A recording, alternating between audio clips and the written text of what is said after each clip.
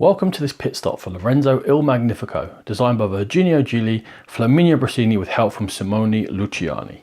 This is published by Cranio Creations and Simon. In Lorenzo Il Magnifico, players are going to be running their own family in Renaissance Italy, attempting to garner the most points over 6 rounds divided into 3 eras. At the beginning of each round, the 3 dice are rolled, and the numbers on them will dictate the strength of every player's workers in those colours, and then players one by one will take turns assigning workers to the board. There's a turn order area, there's an area to get basic resources, and down here are areas for harvest and production where you're going to activate either your conquered territories or your buildings, 2 of the 4 types of cards you can get in the game.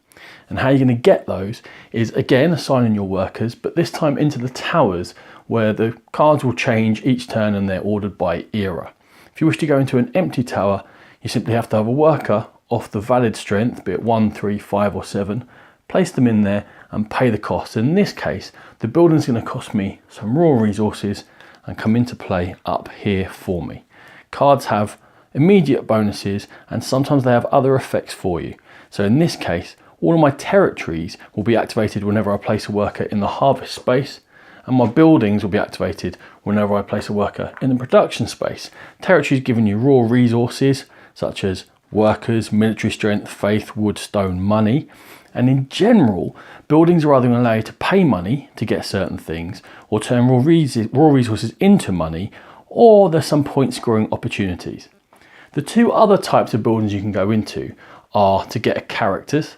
And characters will build up on the side of your board and score you points, and they always cost you money, and they might give you some special abilities. For example, the artisan will always make you more effective at harvesting, or the knight will make it easier to go on ventures, the 4th type of card, or the abbess will help you with your faith points.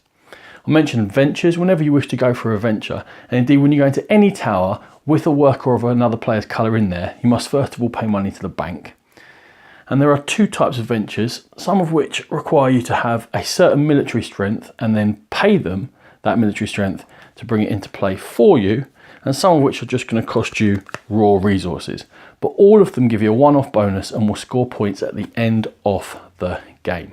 At the end of every era, that is every 2nd round, you're going to have to appease the church by paying faith points and scoring some points for doing so. If you fail to appease the church, you will be excommunicated, and for each time you do that, you'll suffer some sort of malus during the game. In this case, every die is worth 1 fewer for you, it will be very difficult to go on ventures, and the 3rd era will always cost you points in some way. At the end of the game, you're going to score points for the number of conquered territories you have, which you're going to require military strength for, the number of characters you have, your ventures are going to come to fruition. Whoever's got the highest military strength will get some points, and so will you get points for raw resources. Once players become more familiar with the game of Lorenzo Il Magnifico, there are leader cards which you can draft at the beginning of the game. They will give you an in-game situation you're attempting to achieve, and then they'll give you a one-off or an ongoing power as soon as you've achieved that particular circumstance. This has been a pit stop video for Lorenzo Il Magnifico. For more videos like this, please check out the Game Pit channel on YouTube, and for more in-depth coverage of gaming, please find the Game Pit podcast.